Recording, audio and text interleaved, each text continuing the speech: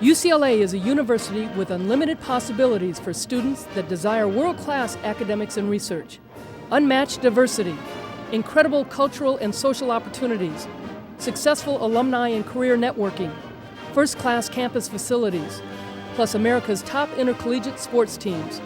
Located in Westwood, just a few miles from the Pacific Ocean, UCLA's 1 square mile campus is surrounded by famous cities such as Bel Air, Beverly Hills, Brentwood, and Santa Monica.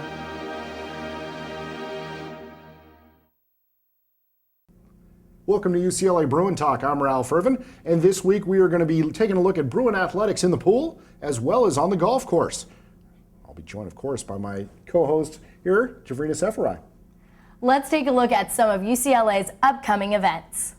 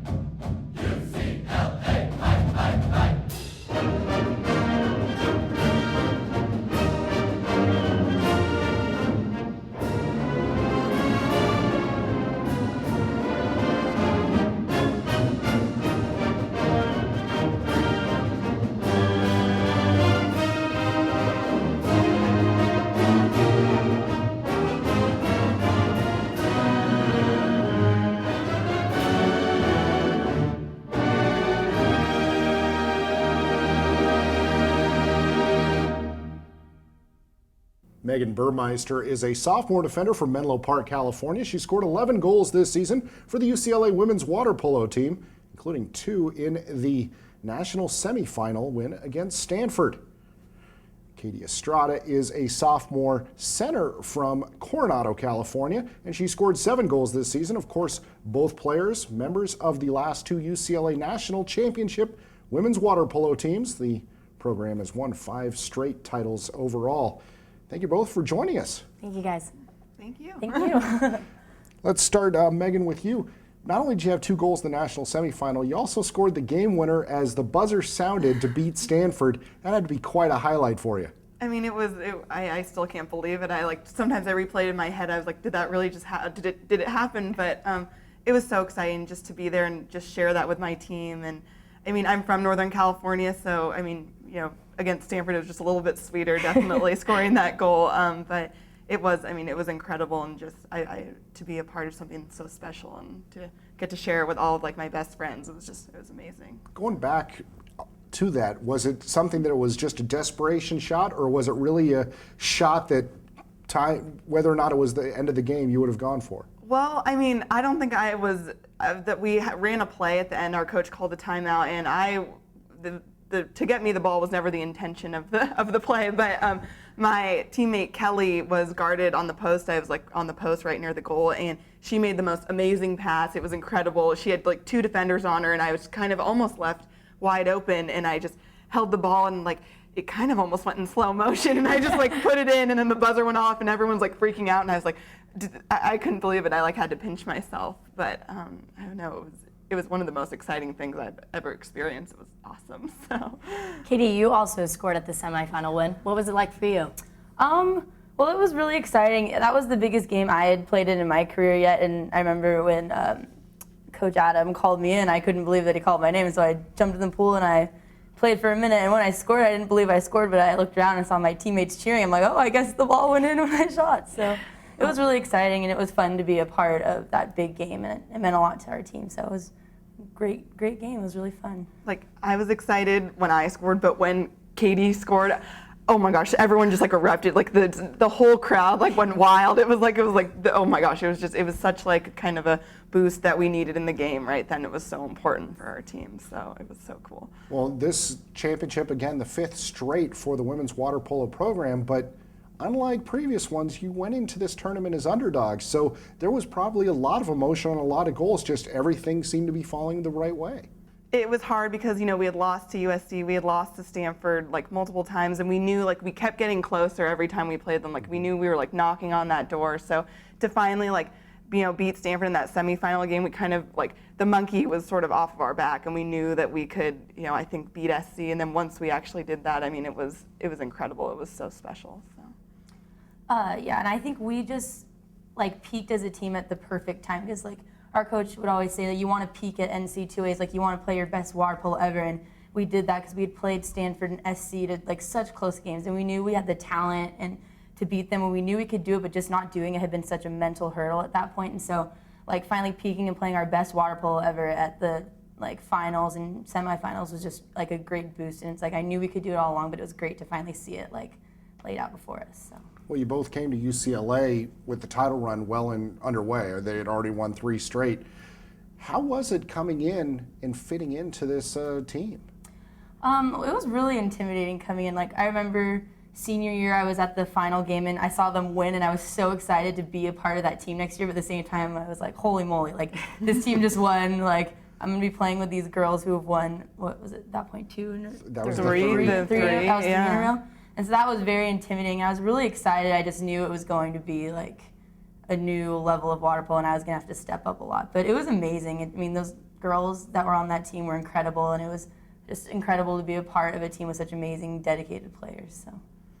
Yeah, I mean, it was so crazy because you hear like all these names. I mean, water polo is a small sport, so like people, you know each other, you hear about them, and hear like Jillian Krause, Courtney Matthews, and that you're like actually going to be in the pool with these girls. I mean, I was a little freaked out, especially being like from Northern California, because Southern California is kind of like the mecca of water polo. So to come down here and start playing with these girls, it was definitely, like she said, intimidating at first, but then like you just realize you spend so much time with your teammates, you become so incredibly close, and just to know them as like players and people and as like some of my best friends, it's been incredible. So. Katie, going back to what you said about having a mental hurdle, what were you guys both thinking the last minute of the final game? We'll start with you, Katie. Well, I was just thinking, I was sitting on the bench and I was just thinking that we could definitely hold on. And I mean, you don't want to get excited. You don't want to think you've won, even if you're up by a goal, because you never know. Like, clearly, Megan's goal in the last second shows anything can happen in water polo. So I tried not to get too excited, but I knew we could hold on that last minute and it would be ours. So, I mean, it was terrifying. We were on the bench just like holding each other's hands and just like holding our breath, and we were so nervous. But I had complete faith in my team that we could pull it out. So. We just held on that last minute, and victory was ours. Megan? I was in the water at the time, and I was actually kind of freaking out because the goalie, so our goalie, Brittany Fulton, had the ball in like the last like 28 seconds of the game, and I was convinced like she had to advance the ball, otherwise they'd turn the ball back over. So I was like, Brittany, like pass the ball, pass the ball. I was like screaming, I was like holding on to the girl I was guarding, like I like clutching her, like I don't know why. And so I was a little nervous, but then like once the buzzer went off, it was just again like pinch myself, did that, like it was incredible. It was, I mean, yeah, it's pretty amazing. How different is the level of competition that you face in college versus what you had in high school?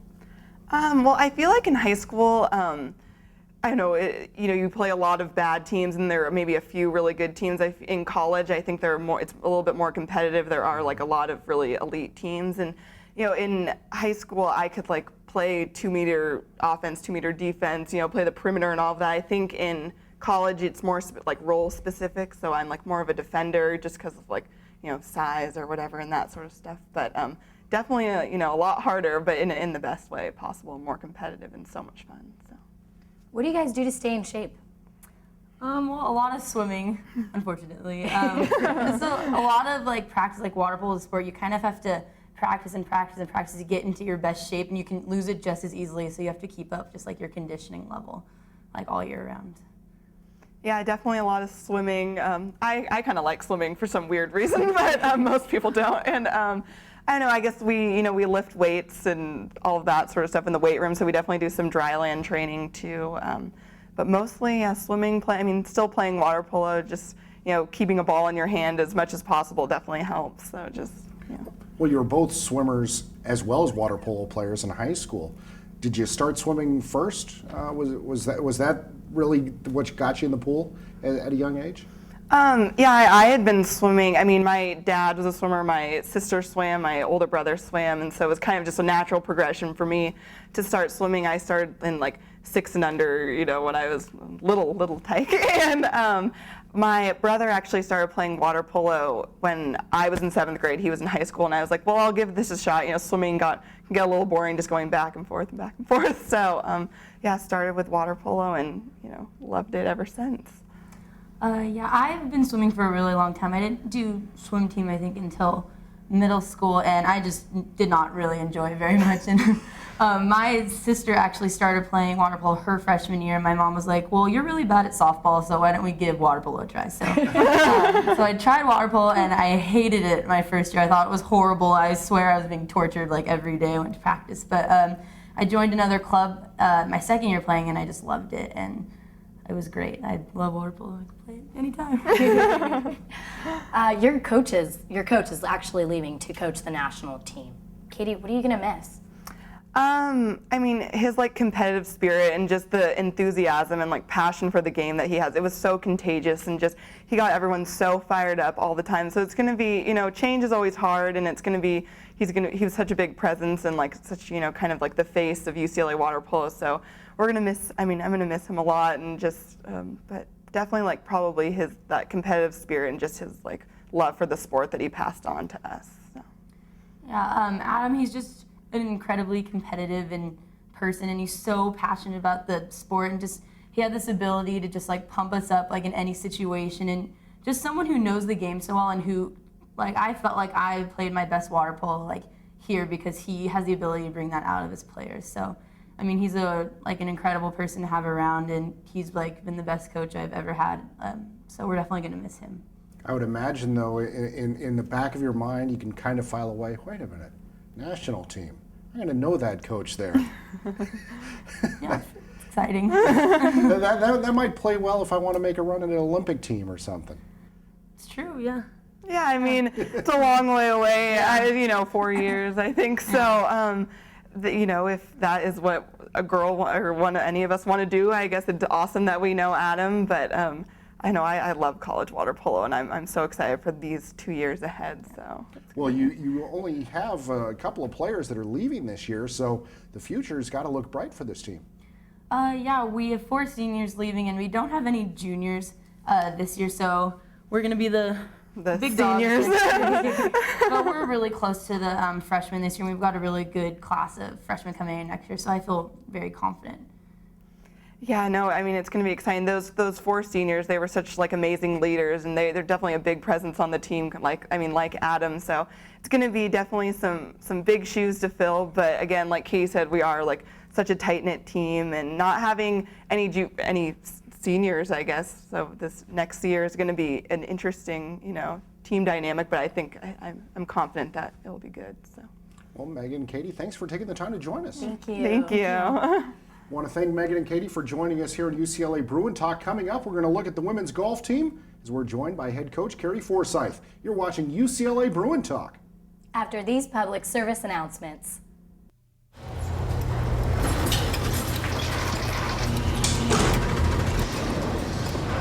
A trophy can be made just about anywhere. But there's one place where champions are made.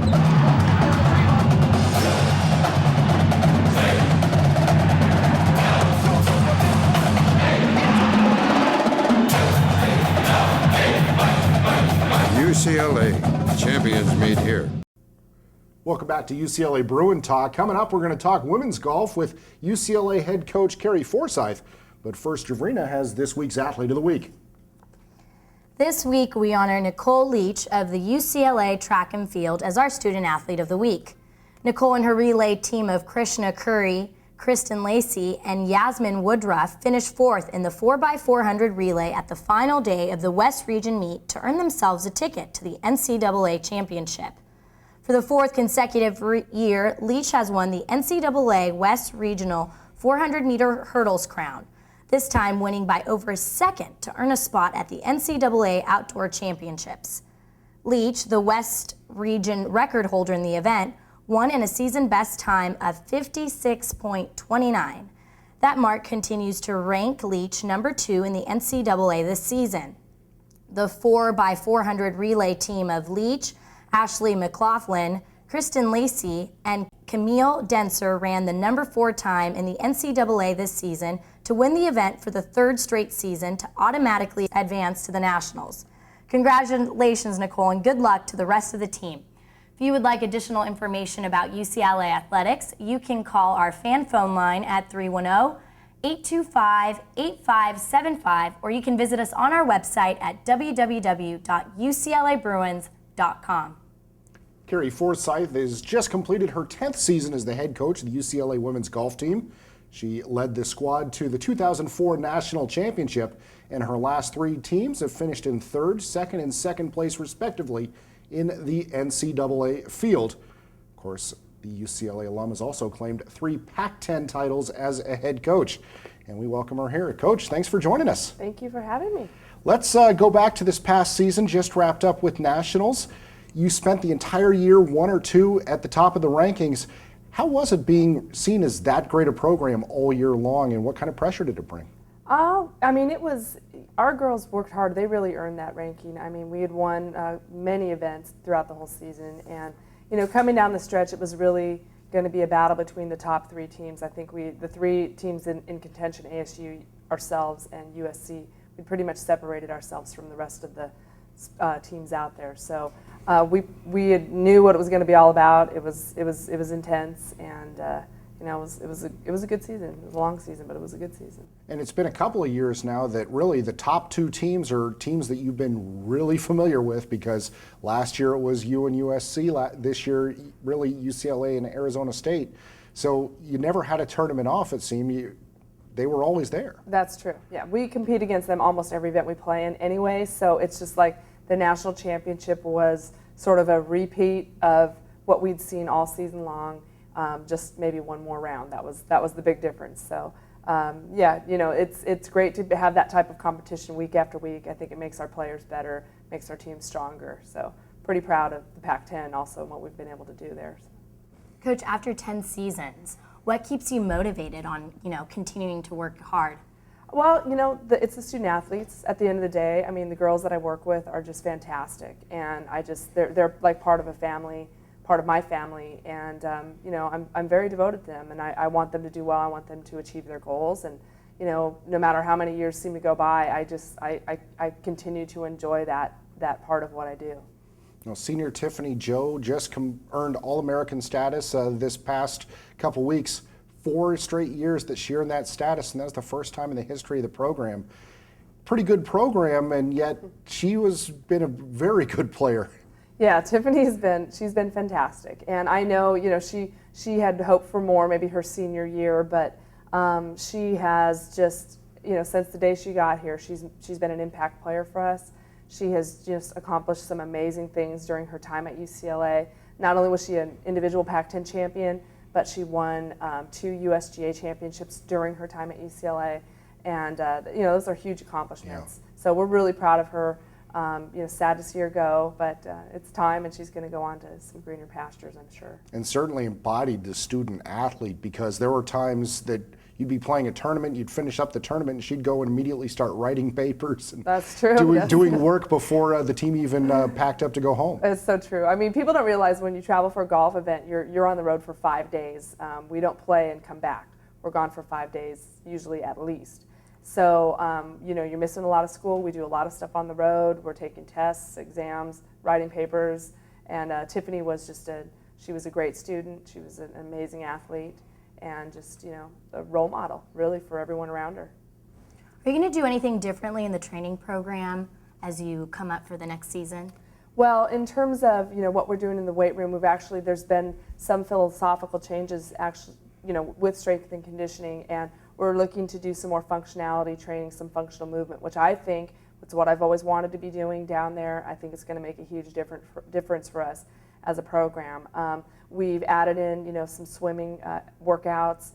We're going to add some biking, doing some different things in terms of that type of training. And then what we do on the golf course is, I change it every year. I mean, I really do. I like to experiment. I like to try new things, new ideas, keep it fresh. Golf takes a lot of practice. There's a lot of different little ways you can keep it fresh and new and fun, and that way the players are inspired. They're ready to come out and work hard. So when you talk about the difference and the changes, you have so many times every year you have players coming in from high school, from junior competition, and team golf, college golf is a totally different animal, isn't it? It's quite different. I mean, for the most part, most of these girls that come in have never actually competed on a team or in a team environment. Maybe high school, but many of the top junior recruits still don't play on their high school teams, oddly enough. So, so sometimes we get them and they have no team experience at all, and it's just always been individual. And I actually heard an amazing quote, and I really put a lot of thought into it when I heard it, but it was that, golf is not an individual sport. And, when you look at it on the surface, it is. I mean, you're just one person playing a game, but it requires a support system, a network, and, the team environment. We are that support system for these athletes, and to achieve great things in golf, everybody has a foundation and a support system. So if our program is that support system, then, our players will achieve great things while they're here. Golf is both a mental and a physical sport. Is there anything that you sort of assist the girls in doing mentally? Well, we actually have a sports psychologist that we hire as a consultant to work with our team. His name is Jeff Troche. He's just fantastic, and he's worked with a lot of great athletes just in professional golf and U.S. Soccer team. He worked with the women's soccer team. He's been great, and he does a lot with our athletes because the mental side is very important. And then, and to supplement that as coaches, I mean, that's something we address constantly is, different ways to approach the game, different ways to, deal with challenges that you face on the golf course. So yeah, it's a big part of what we do, very, very important part of what we do.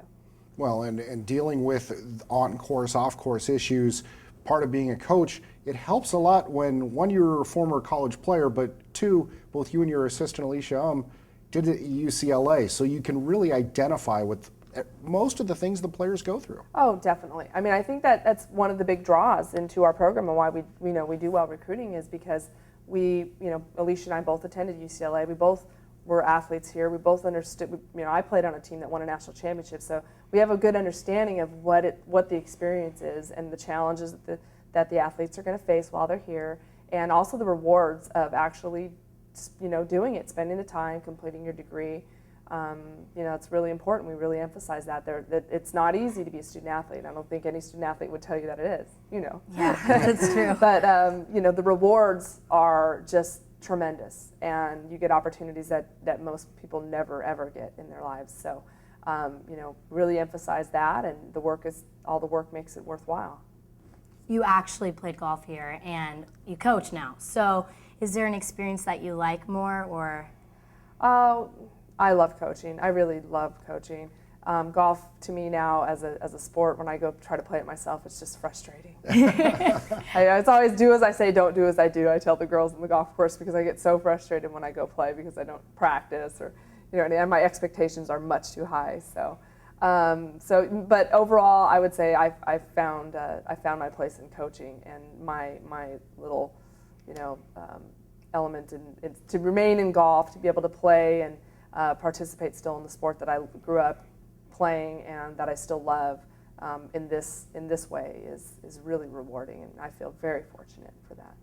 One of the things that you have had in recent years is a deep stable of players, and when you have that many players, it means there's a lot of competition just to be able to get onto the course to compete. How is that for you as a coach to be able to set up a system before there's even competition, just to weed out and to rise up the 5 best players that are going to make it onto the course? It's a good system. I think we have it. We've had these last few years. We've had a lot of depth on the team and the roster. We've had a lot of change out in the lineup, and it has its positives and its negatives. In all honesty, it's always great to have like you said, a stable full of players, because if you have injury, if you have illness, whatever, that you'll have the ability to maybe pull somebody out who's a great player and who can fill in that space. But it is very challenging for the players because they all want to compete. We only travel with 5. I carry, this year 9 on the roster. That means 4 girls we're not like other sports. You don't get to travel the extra players, Right. just to sit on the bench or do whatever. We don't get to do that, so it's a little bit difficult when you have 5 players and 4 other very, very good players who could have been there. And so it is a balance. It's kind of a give and take. We try to create opportunities for bringing individuals or setting up events for the girls who aren't traveling maybe as much on the roster. But at the end of the day, the reality of it is that it makes all of the players better because they're competing constantly all the time with each other to earn the right to travel.